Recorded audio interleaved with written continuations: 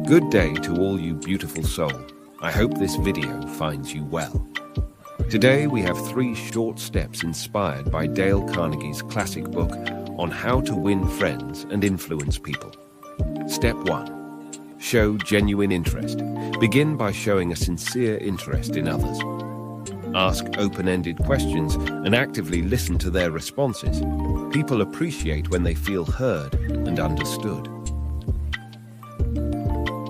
Step 2. Allow others to save face. When disagreements arise, avoid putting others on the defensive.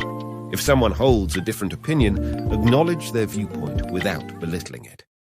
This creates a more open and respectful dialogue, making it easier for them to consider alternative perspectives. And step 3. Appeal to their self-interest.